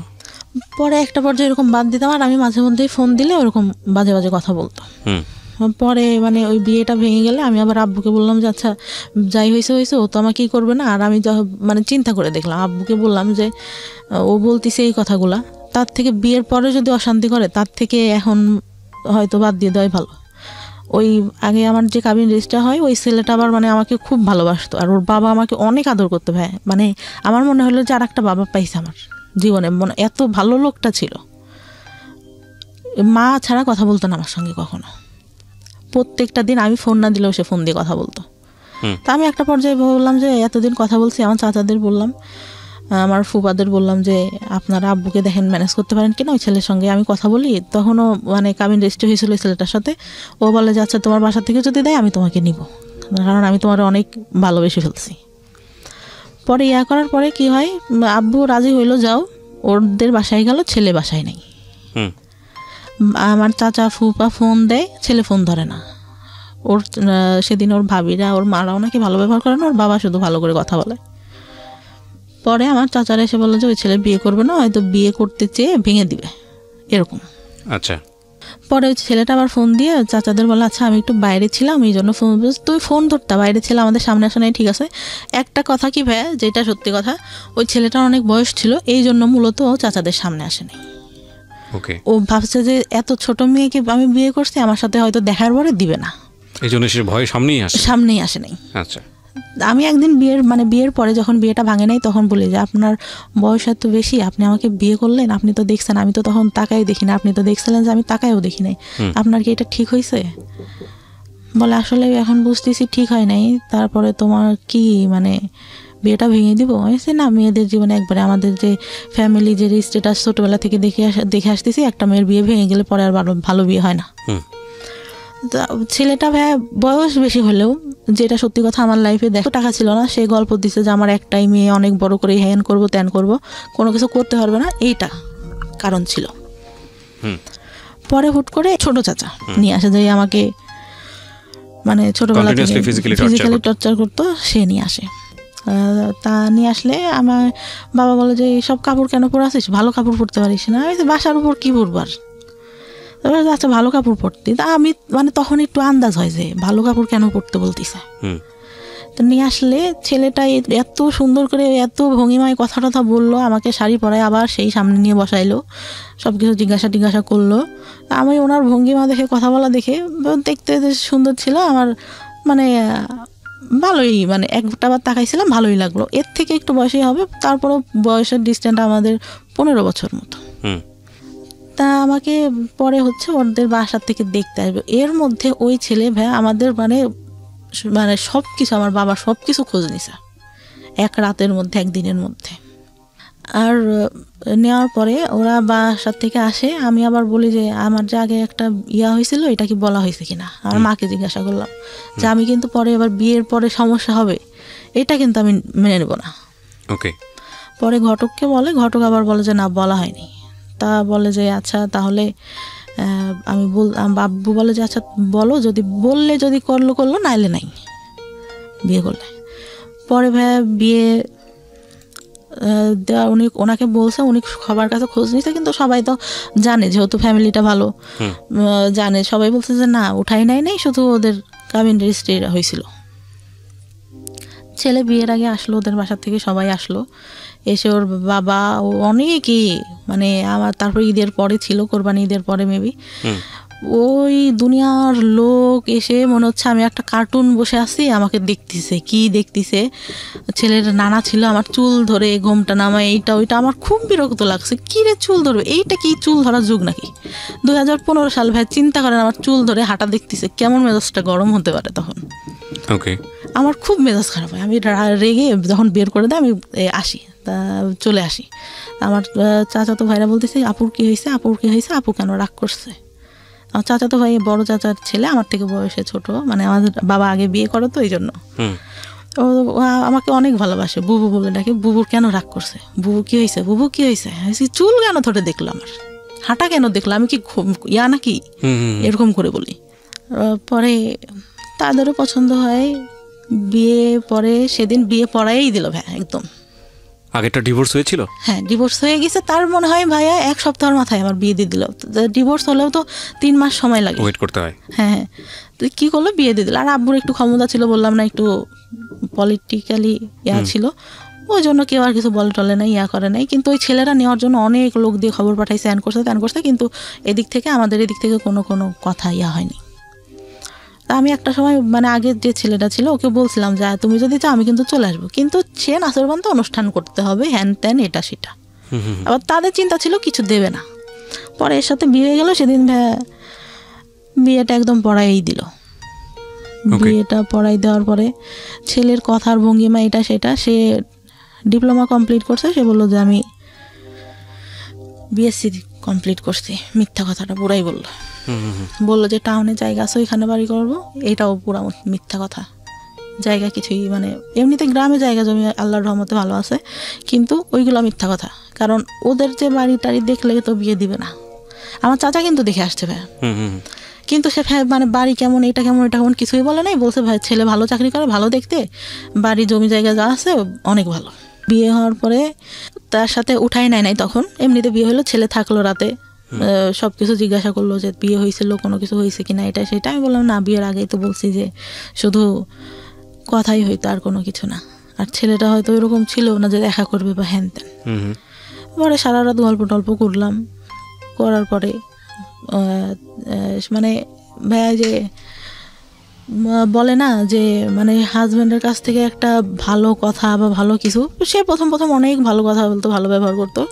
আমি ফার্স্ট যখন ঢাকায় আসলাম, একা আসলে চাকরি করতো, একটা বাসায় এসে একা থাকতো, তার ফ্রেন্ডের সাথে একটা বিজনেস করতো, এক পাশে হচ্ছে তাদের জিনিস থাকতো, এই কসমেটিক্স এটা সেটা, আর এক পাশে ও থাকতো। কি হয় ভাই, আমাকে একটা ফোন গিফট করে, ফোনটা হারাই যায়। বাস থেকে যখন নামবো গাবতলীতে, আমার ব্যাগে ধাক্কা লাগে বাসের মধ্যে থেকেই। আমি ভাবি যে হয়তো সিটে লেগে ধাক্কা লাগছে। তখন আমি বাইরে নেমে দেখে আমার ব্যাগের মধ্যে ফোন নাই। নাই তো নাই, ফোন দেওয়া হচ্ছে, ফোন বন্ধ। তখন বুঝতে পারছে, বাসায় এনে বললো যে আমি অনেক কষ্ট করে সব কিছু করি এইরকম। তা আমি অনেক কান্না করতেছি যে আসলে আমি তো ইচ্ছা করে করি নাই। আমার আব্বু ফোন দিছে, কী হয়েছে, ফোন বন্ধ কেন, ফোন হারাই গেছে, ওর সাথে কথা বলতেছে। আমি না, আব্বু রাগারাগি করবে, আমি বলবো না, আমি কথা বলবো না। তা আমি অনেক কান্না করি, কিন্তু ও এইভাবে বলে, আমার খুব মানে খারাপ লাগে ভাইয়া, যে আমি তো ইচ্ছা করে ফোনটা হারাই নাই, এইভাবে কেন বলতেছে। আর ওর মানে বিয়ের প্রথমে এত ভালো কথা, আমি এসে ঢাকায় এসে দেখলাম পুরাই উল্টাটা ভাইয়া, পুরা উল্টা, মানে একদম মানে মনে হলো আকাশ থেকে আমি পাতালে পড়ে গেছি, এটা কি। পরে উঠাই নিল মনে হয় প্রায় 6-7 মাস পরে। উঠাই নেওয়ার পরে আমাকে যেরকম মানে ইয়াতে আমি পার্লার থেকে সেজেটে আসলাম, এই বউটো সেজে এত সুন্দর করে আসলো। সে আমার সাথে এতদিন যে সংসার করছে, সে বিয়ের দিন সে এমন ভাব করতেছে যে আমার প্রথম দেখতেছে। আমার খুব বিরক্ত লাগতেছে, আমি বসে বসে খুব ফুল দিছি রাগে। কি রে, বিয়ে হয়ে গেছে আগের থেকেই চেনা জানা, সে এমন একটা ঢং করতেছে যে আমার এই ফার্স্ট দেখলো এটা সেটা। তার মধ্যে আবার ক্যামেরাম্যান এরকম করে তাকাইতে বলতেছে। আমার আবার একটা জিনিস কেউ যদি বলতো বুঝতে পারতাম, একটাবার বললে যে এইটা এরকম না, এরকম করো। সে কি বললো, বিয়ে তো প্রথম করতেছি এই জন্য আসলে বুঝি নাই কিভাবে, ক্যামেরাম্যান বলতেছে, সে বুঝতেইছে না কি করতে হবে, তাকাইতে হবে কিভাবে কি। বিয়ে তো ফার্স্ট করলাম, আগে তো একটাও করি নাই, কিভাবে বুঝবো। আমার ওই কথাটা খুব খারাপ লাগে। কী রে, এই খোঁটা দেওয়া শুরু করলো এটা না কেমনে কি। কথায় কথায় এই কথাটা আসতেছিল। অনেকেই হয়তো নোটিস করে, আমি নোটিস করি নাই, বিয়ের পরে করি। তারপরে যখন নিয়ে গেল ভাইয়া, চারপাশে জঙ্গল, মাঝখানে মাটির পথ, আমাকে নিয়ে যাচ্ছে। আমি মানে সন্ধ্যা কি কই নিয়ে যায় আমাকে, এটা কই আসলাম। যখন ওদের বাসার সামনে যে নামালো ভাইয়া, আমি পুরা মানে, আমি মানুষের বলে না বেশি কষ্টে হাসি পাই, আমি হাসতেছিলাম। কি এটা কি থেকে নিয়ে আসলো, হাফ ওয়াল, একটা ফুল ওয়াল, 2টা রুম, একটা হাফ ওয়াল টিন শেড, মানে এমন আগেকার যুগের একটা বাড়ি, এতটুকু ঘর, এটি কই আসলাম আমি। তো তখন আমার মনে সান্ত্বনা দিচ্ছি, তখনও জানি যে ওদের টাউনে জায়গা আছে, ওইখানে বাড়ি করবে। আচ্ছা, তো ওইটা বলে মনে সান্ত্বনা দিচ্ছিলাম, না জায়গা জমি আছে, বাড়ি করবে, এখানে থাকবে না, তো এখানে বাড়ি করে কি করবে, হয়তো এটা। পরে ভালোই থাকলাম ওইখানে 2 দিন। পরের দিন অনুষ্ঠান করলো, পরের দিন যাইতে দিল না। 2 দিন পরে আবার বাবার বাড়িতে আসলাম, ওর বোনরা আসলো সাথে। বিয়ের পরে কি হলো, আমার গেছি, আমার যে গয়নাটা দিছে, আমার ছোট ননদ দেখে বলে, কি গয়না দিছে, দেখতে ভালো না, এই আমাদের বাসা থেকে যেটা দিছে অনেক সুন্দর। তারপরে আমি তো মানে আমার মন খারাপ, আমি বললাম যে আব্বু বলছে যে আমার তো একটাই মেয়ে, তোমাকে আমি ভালো করে বানাই দেবো, এখন তাড়াহুড়া করে এইটা ওদের কাছে ছিল, এটাই এনে দিছি বলি। পরে ওর আবার চাকরিতে তো ছুটি ছিল না, 1 সপ্তাহ পরে আবার গেলে আবার শ্বশুর বাড়িতে আসলাম। তার মধ্যে লাগলো ঝামেলা, কি মাছ কুটতে দিছে ভাইয়া। জীবনে যে আমি কোনোদিনও, আমার ছোটোবেলা থেকে আমি জীবনে কোনোদিনও আমি নিজে মনে পড়ে না হাত দিয়ে ভাত নিয়ে খাইছি। শীতের দিন ভাবে এত অলস ছিলাম, শীত লাগবে, হাত দিয়ে ভাত খেতে গেলে আম্মু খাওয়াই দিতে হবে, নাইলে রাতে সেদিন খেলাম না, শুয়ে পড়লাম এরকম। তো মাছ কুটতে দিয়েছে, ছোটো মাছ ভাই, আমি এত আস্তে আস্তে কাটতেছি, আমার ননদটাও কাটতেছে। তো বলতেছে যে এত আস্তে আস্তে মানুষ মাছ কাটে। আমি বলতেছি আমি তো এখনও করি নাই, এই তো করতেছি এই বেশি। তো আমি বাসায় এসে মানে আমার কোনো কাজই পছন্দ হয় না ভাই। তো আমি আমার খুব খারাপ লাগতেছে, আম্মুর কথা মনে পড়তেছে, কান্না করতেছি যে আমার এটা কী দিল, কী দেখে বিয়ে দিল। পরে ওদের একটা খালু থাকে, ওদের সাথে আবার ওর টাকা দেয়, ওদের সাথে আবার ঝামেলা হয়। তা ওই খালুটা মানে বিয়ের দিন আমার চাচাকে নাকি করে বলে যে বিয়ে তো দিলেন, পরে বুঝবেন মজাটা কেমন, এরকম বললো। আমরা তখন আমার ছোট চাচা কিছু বলে নাই তাকে। পরে আব্বুকে হয়তো বললে আমার বিয়ের কিছুদিন বলতে 5-6 মাস পরে আমি মনে হয় প্রেগনেন্ট হই। 1 মাস পর আমি বুঝতে পারি, তার আগে বুঝতে পারি না। 1 মাস পর যখন পিরিয়ড হচ্ছে না তখন বুঝতে পারি। তার মধ্যে ওই যে শ্বশুর বাড়িতে যাই মাঝে মধ্যে, আমার শ্বশুর তখন বেঁচে ছিল, এইটা নিয়ে বাঁধাবে, ওইটা নিয়ে বাঁধাবে, এইরকম এই কাজটা কেন করে না, ওইটা কেন কিছুই করে না। আমি তো ভাই আমি বুঝি না আসলে সংসারে কি করতে হয়, টোটালি আমি বুঝি না কি করতে হয়। একটা সংসারে যে উঠবো, সকালে উঠে এইটা করবো ওইটা করবো, আমি তো ওইভাবে মানুষই নেই। সব দেখছি আমার মা কাজের লোক দিয়ে করাচ্ছে, নিজে শুধু রান্নার বান্না করতেছে। মানে বললাম না ফ্যামিলিটা বড় ছিল, একসাথে ছিল সবাই, তো করতেছে। তারপর আমি মানে করতাম না। আমার কি হলো, বাচ্চাটা যখন প্রেগনেন্ট আমি, তখন আমি একদম আমার বাড়িতেই, আমার বিয়ের পরে ভাই আমার হাজব্যান্ড আমাকে কাপড় দিত না। ওকে, টোটালি বলতে আমি গেছি, আমার একটা জামা সবসময় পরার জন্য 500-550 টাকা দাম হবে। বললাম যে এটা আমার পছন্দ হয়েছে, আমি নিব। আমার কাছে টাকা নেই, তোমার কাছে থাকলে নাও। তারপর আমি নিলাম, আমি ইয়া করি নাই। আবার আমার খালার ছেলেটা অসুস্থ হয়ে যায়, ওর কাছে টাকা ছিল না, আমি মানি ব্যাগ দেখে ওর আমার কাছে টাকা ছিল, ওইটার মধ্যে দিয়ে দিই। মানে এতটাই ভালোবাসতাম ভাই ফার্স্ট টাইমে, এতটাই বিশ্বাস করছি তার কথা শুনে। পরে আমার খুব খারাপ লাগে। ঈদ যায় 2টা ভাই, ঈদে একটা কাপড়ও দেয় না আমাকে। আমার বাবার বাড়ি থেকে সব ঢাকায় আসছি, এই বাণিজ্য মেলায় যাবো ভাইয়া। আমি বললাম যে গেলে কি কিনে দেবা, বলে যাওয়ার আগেই কি কিনে দিব, বাণিজ্য মেলায় সবাই ঘুরতে যায়, কিছু কিনতে যায় না, ওইখানে অনেক দাম। তাহলে কি দরকার আছে যাওয়ার। ওকে, পরে আমি আম্মুরে ফোন দিয়ে কান্না করতেছিলাম, আব্বু আবার বিকাশে 2000 টাকা পাঠায় ওর, যে ও গেলে যা কিনতে যায় কিনে দিও।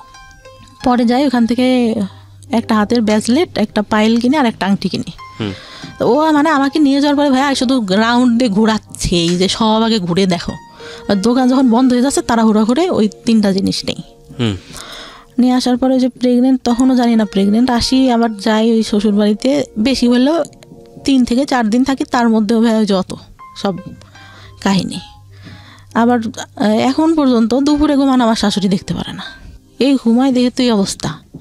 একটু কাজ করে রসুন পেঁয়াজ ছিলে রাখলে পরে রান্না বান্না করতে তাড়াতাড়ি হয়। মানে এবং এই সংসার করা অবস্থায় আপনার একটা বাচ্চা আছে, যার বয়স 3 বছরের মতো, 2.5 থেকে 3 বছর। এবং আপনার জীবনের কিছু অসহনীয় অতীত আছে, যেটা খুব বড় আকারের সিক্রেটস না, বাট কোনো শিশুর জীবনে বড় আকারের সিক্রেটসটা বলবো আমি, কথাটা বলা ঠিক হলো না, অবশ্যই বড় ধরনের সিক্রেটস, কিন্তু ইম্প্যাক্ট, ভয়ানক রকমের ইম্প্যাক্ট হতে পারে সেই জায়গাটা থেকে হয়তো অন্যদিকে চলে গেছে। তবে আমরা একটু ইম্প্যাক্টের জায়গাতে একটু আসতে পারি, যেটা হতে পারে যে ও যখন ক্লাস 9-এ ছিল ও সুইসাইড করার প্ল্যান করলো। ধরুন 40টা ঘুমের ওষুধ খেয়ে প্ল্যান করেছিল, প্রায় মারা যাওয়ার মতো অবস্থা। ওর জীবনটা ওখানেই শেষ হয়ে যেতে পারতো এরকম একটা শৈশবের কারণে, কিন্তু শেষ হয়নি। কিন্তু তারপরেও ওর যে জীবনটা গিফট পেয়েছে ওর ফ্যামিলির কাছ থেকে, সেই জীবনটাও কি খুব সুখকর জীবন? সেটাও, সেখানে কিন্তু স্বপ্ন পূরণের স্বাদ নেই, সেখানে স্বপ্ন পূরণের ব্যবস্থা নেই, একটা সংসার যেখানে সুখ নেই, কোনো রকম খেয়ে পড়ে বেঁচে থাকা, এবং দিন চলে যাচ্ছে, ওকে যাচ্ছে। এটাই কি জীবন? আপনি পড়াশোনা করছেন? জি। আচ্ছা, ডিগ্রি পড়ছেন এখন। হ্যাঁ। আপনাকে যদি আমি একটা নৈবত্তিক প্রশ্ন করি, সেই প্রশ্নের উত্তরটা আমি জানি কি আসবে, তারপর আমি প্রশ্নটা করছি। আপনি কি সুখী? না, একদমই না। একদমই না। কেন আপনি সুখী না? ওই তো বললাম না, ওইরকম করে দেয়। তারপর আমার চাচা, যেটা বলতে ভুলে গেছি, বিয়ের পরে এই ছেলেটার সাথে যখন বিয়ে হয়, ওর চলে গেল। আমার দাদি ছোটবেলা থেকে আমাকে দেখতে পারতো না। এই খাওয়াটা হলে ফুপুরা আসছে, বলবে যে খেতে বসছি, দেখা গেছে সামনে থেকে বাটিটা টান দিয়ে নিয়ে নিত। আপনার ফুপু? আমার দাদি। হ্যাঁ, বলতো যে ওরা তো চলে যাবে, তুমি তো বাসায় খাওয়াই, পরে খাবা। মেয়ে বলে হয়তো দেখতে পারতো না। আমার খুব খারাপ লাগতো, আমার ভাইকে অনেক ভালোবাসতো আমার দাদি। হ্যাঁ, এই যে ডিসক্রিমিনেশন, এটা আমাদের সমাজে আছে। পরে এই বিয়েটা হওয়ার পরে কি হলো, ফুপুরা আসছে সবাই, আমার হাজবেন্ড চলে গেছে তখন ঢাকায়। আমি ঘুম থেকে উঠছি, আমার অনেক গলা ব্যথা, আমার টনসিলের প্রবলেম এখনো, মাঝে মধ্যে ফুলে টুলে যায়, একদম কথা বলতে সমস্যা হয়, কথা বলতে পারি না। তা খেতে গেছি, আমার ভাবি আমার ভাইকে অনেক ভালোবাসে আমার দাদি। আমি খেতে গেছি, মাংসর বাটিটা সামনে আছে, আমি ডাল নিয়ে মাংসটা নিতে গেছি, উনি কোত্থেকে এসে বাটিটা টান দিয়ে সামনে থেকে নিয়ে নিছে, মানে দড়িও নাই। আমি বলতেছে তুমি কি মাংস নিবা, তোমার ফুপুরা খাইছে, যাওয়ার সময় আবার খাবে। আমার খুব কষ্ট লাগে, তখন কষ্ট লাগে। আর আমি তখন বলি যে না থাক, খাবো না। পরে ভাত মানে গলা ব্যথা, তারপরে কষ্টে গলার মধ্যে আর যাচ্ছে না, যে বিয়ে হয়ে 2 দিন সময় পাইলো না, এর আগে থেকে এরকম করতো, এখনও এই ব্যবহারই। বিয়ের পরেও এটা করেছে আমার দাদি? হ্যাঁ, বিয়ের পরে। আচ্ছা, না ঠিক আছে।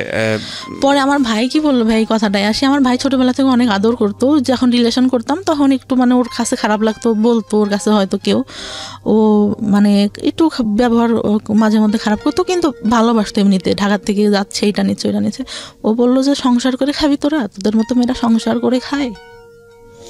ঠিক আছে, ছোট ছোট বিষয়গুলো খুবই কষ্টদায়ক। আমার মনে হয় মেয়েদের প্রতি আরও বেশি সহনশীল হওয়া উচিত, সেটা পরিবার থেকে হওয়া উচিত। বাবার জায়গাটা ভয়ানক রকমভাবে মিসিং, এবং কিছু বিষয় আমরা আজকে এই অনুষ্ঠানে সচেতনভাবেই তুলে আনতে পারিনি, কারণ আমাদেরও একটা সীমাবদ্ধতা আছে, 1। আর 2 নম্বর যেটা, সেটা হচ্ছে যে মা যে ধরনের ভূমিকায় থাকা উচিত ছিল সেটা তো অবশ্যই ছিল না। মানসিক বিকাশ বলতে যেটা বোঝায় এই মেয়েটির, সেটা হয়নি, এবং যে কারণে ওর জীবনে কিছু সিক্রেটস জন্ম নিয়েছে। সেটা হচ্ছে বিয়ের আগে এক ধরনের অনৈতিক সম্পর্কে জড়িয়ে যাওয়া, এবং সেটার রেজাল্টও ভালো না হওয়া। আপনি দেখেন ওর জীবনে কোনো বেস্ট কোম্পানি নেই, একটা ভালো বন্ধু সেও খুব অল্প সময়ের জন্যে, তারপরে সে নাই। যাকে সে লাভ করলো সেই ছেলেটাও তাকে নিতে পারলো না, ইজি হতে পারলো না, তাকে জীবনে রিসিভ করতে পারলো না। যাকে বিয়ে দেওয়া হলো সেটাও একটা ভুল ডিসিশন ছিল ফ্যামিলির, প্রথম বিয়েটা।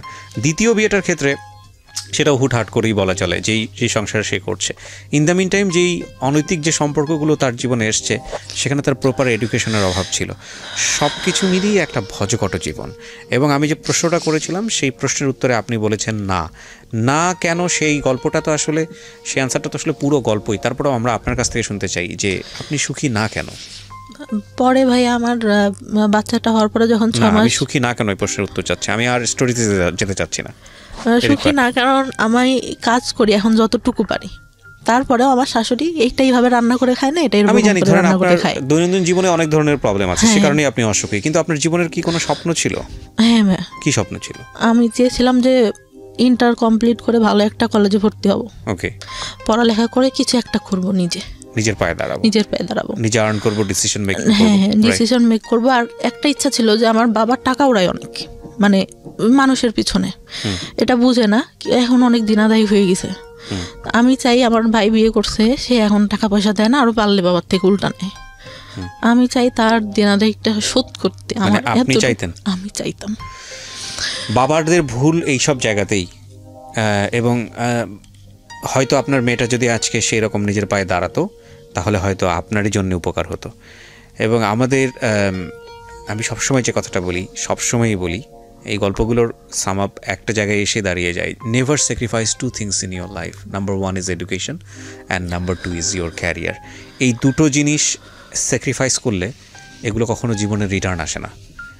বাকি জিনিসগুলো রিটার্ন আসে, কোনো না কোনোভাবে আমাদের সামনে ঘুরে ফিরে চলে আসে। হ্যাঁ, এখন সেই জায়গাটায় তো অবশ্যই আমি মাকে হারালে তো আপনি মাকে ফিরে পাবেন না, বউকে হারালে বউ পাবেন, হ্যাঁ এটা বলাই যায়। কিন্তু গার্লফ্রেন্ড গেলে জীবনে গার্লফ্রেন্ড আসবে, বয়ফ্রেন্ড গেলে বয়ফ্রেন্ড আসবে। একটা মানুষ জীবন থেকে চলে গেলে তার রিপ্লেসমেন্ট হয়তো অন্য একজন মানুষ হবে, এটা হয়। হ্যাঁ, এখন আমরা যখন লাভ করি তখন আলটিমেটলি এটাই চিন্তা করি যে না, তাকে ছাড়া আমার জীবন বৃথা। আমাদের লাভের স্টাইলটাই এরকম, ধরনটাই এরকম, আমরা অন্য কোনো কিছু চিন্তা করতে পারি না। লাভ সবসময়ই যখন হয় তখন একদম ব্লাইন্ডলি ডিপোজিট হয় সেই জায়গাটাতে। সো ওইটা নিয়ে আমরা, কিন্তু মজার বিষয় হচ্ছে যখন জীবন থেকে ওটা সরে যায় এবং জীবনে যখন সেকেন্ড আর একটা মানুষ আসে, তখন একটা পর্যায়ে গিয়ে মনে হয় কতটা বোকা ছিলাম, কতটা হাস্যকর ছিল এই সময়গুলো, কত না বড় ভুল করেছি, কিন্তু সিচুয়েশনে থেকে সেটা বোঝা যায় না। তো যাই হোক, আমি যে কথাটা বলছিলাম যে জীবনে আসলে এই দুটো জিনিস স্যাক্রিফাইস করলে এই দুটো জিনিস আর কখনো রিটার্ন আসে না, এবং তখন জীবনটা খুব দুর্বিষহ হয়ে ওঠে।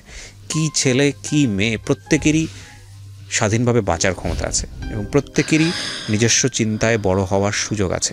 ধরুন, কেন এই দুটো জিনিসের কথা বলি? এই মেয়েটি তার সংসার জীবনে সুখী না, এই মেয়েটি তার পারিবারিক জীবনে সুখী না, এই মেয়েটির একটা বাচ্চা আছে। এই মেয়েটির যদি অন্তত ডিসিশন মেক করার ক্ষমতা থাকতো, যে পৃথিবীর কোনো জায়গা থেকে সে সুখী না, কিন্তু তার ডিসিশন মেক করার একটা ক্ষমতা আছে, অন্তত ওই জায়গাটা সে সুখী হতে পারতো। আর ডিসিশন মেক করার ক্ষমতা তখনই থাকে যখন একটা মানুষ আর্ন করে, যখন একটা মানুষের আয় করার ক্যাপাসিটি থাকে। যে মানুষটার আয় করার ক্যাপাসিটি থাকে না, সে মানুষটার ডিসিশন মেকিং করার ক্ষমতা থাকে না।